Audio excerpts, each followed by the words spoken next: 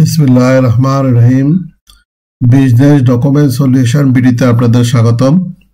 একজন বিজনেসম্যান কিভাবে online return submit করে এটা আমরা এখানে সাবমিট করে দেখাবো।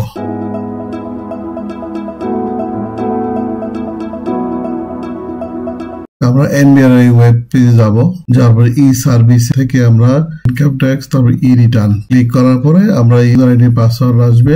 ইউজার আইডি পাসওয়ার্ড দেওয়ার পরে আমরা এইরকম একটা ড্যাশবোর্ড আসবে।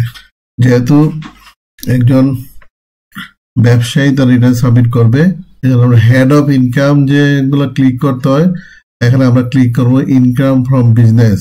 ক্লিক করার পরে এখানে এইগুলো বাই ডিফল্ট থাকবে। এখান থেকে আমরা চলে যাব save and continue. Save and continue থাকার পরে এখানে আমাদের এগুলো বাই ডিফল্ট থাকবে। যদি ইয়েস দিতাম গ্রস ওয়েলথ 50 লাখ টাকার উপরে, আমরা লিখলাম যে না, তারপর আমরা এইগুলো বাই ডিফল্ট থাকবে। সেভ এন্ড কন্টিনিউ চলে যাবো। যেহেতু আমরা সিলেক্ট করেছিলাম একজন বিজনেস ইনকামটা, একজন বিজনেসম্যানের ইনকাম, এরকম একটা ড্যাশবোর্ডে শো করবে। বিজনেসটা কি রেগুলার বিজনেস, বিজনেসের টাইপটা কি, নেমটা কি, বিজনেস অ্যাড্রেসটা এখানে আমরা লিখবো। লেখার পরে তার সেলস কত টাকা হইলো, তার গ্রস প্রফিটটা কত হয়েছে, অ্যাডমিনিস্ট্রেশন এক্সপেন্স কত হয়েছে এখানে লেখার পরে তারপরে নেট প্রফিটটা এখানে শো হবে। এই নেট প্রফিটটার উপর ডিপেন্ড করে তার ট্যাক্সটা দেওয়া লাগবে। 24,50,000 টাকা তার বিল হয়েছে। এর সব খরচ বাদ দেওয়ার পরে তার প্রফিট হলো 1,24,950 টাকা। সেল যদি আরো বেশি হইতো তাহলে তার প্রফিট আরো বেশি বাড়তো। এইভাবে আমরা 20 লাখ টাকা থেকে gross profit, general administration expenses এগুলো বাদ দেওয়ার পরে 1,24,950 টাকা এসে দাঁড়াচ্ছে। তারপর আমরা সেভ এন্ড কন্টিনিউ চলে যাবো। সেভ এন্ড কন্টিনিউ যাওয়ার পরে এরকম একটা ড্যাশবোর্ড আসবে।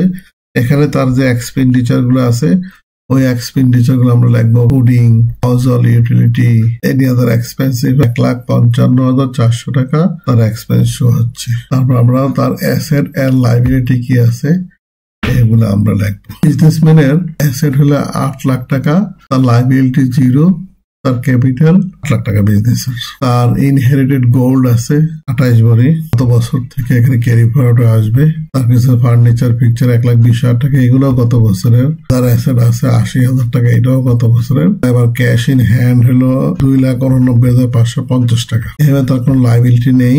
গত বছর তার নেট অল ছিল, ওর ছিল 13,20,000 টাকা প্রিভিয়াস ইয়ারে। এগুলা বাই ডিফল্ট এখানে শো করবে। শো করার পরে ডিফারেন্সটা এখানে 0 হবে। আমরা সেভ এন্ড কন্টিনিউতে চলে যাবো। সেভ এন্ড কন্টিনিউ যাওয়ার পর যেহেতু এই করদাতার 3,50,000 টাকা যদি ইনকাম হইতো, ইনকাম আসছে 1,24,950 টাকা, তাহলে তার কোনো ট্যাক্স আসে নাই। ট্যাক্স না আসার কারণে বাকি সবগুলো এখানে শূন্য দেখাচ্ছে, অর্থাৎ তার কোনো ট্যাক্স দিতে হবে না, কারণ সে 3,50,000 টাকার নিচে তার ইনকাম হয়েছে। এখন আমরা রিটার্নের যে ভিউটা, আমরা যে এতক্ষণ যেগুলো পোস্টিং দিলাম, এই ভিউটা কি আসছে এই ভিউটা আমরা দেখবো। সার্কেল, জোন এইগুলা বাই ডিফল্ট এখানে শো করবে। ইনকাম ফ্রম বিজনেস এর ইনকাম 1,24,950 টাকা, তারপর ট্যাক্স আসতেছে না। তার সেল একটা স্টেটমেন্ট এখানে শো করতেছে, তার সেল 24,50,000 টাকা।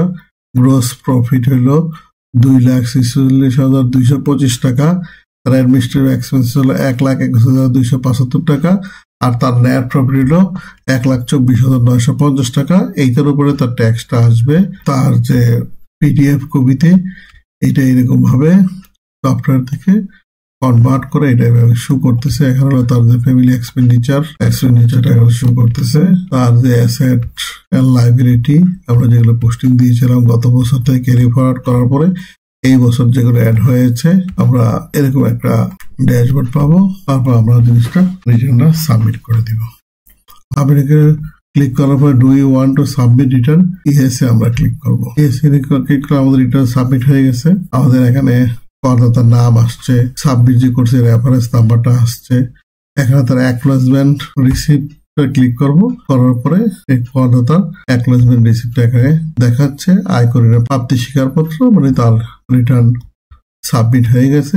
এটা আমরা ডাউনলোড করে অথবা পিন করে আমরা রাখবো। রেখে আমাদের যে পরবর্তী যে কাজ যেখানে লাগবে এটা আমরা জমা দিব অথবা শুরু করবো। আজ এখানে শেষ। আল্লাহ হাফেজ।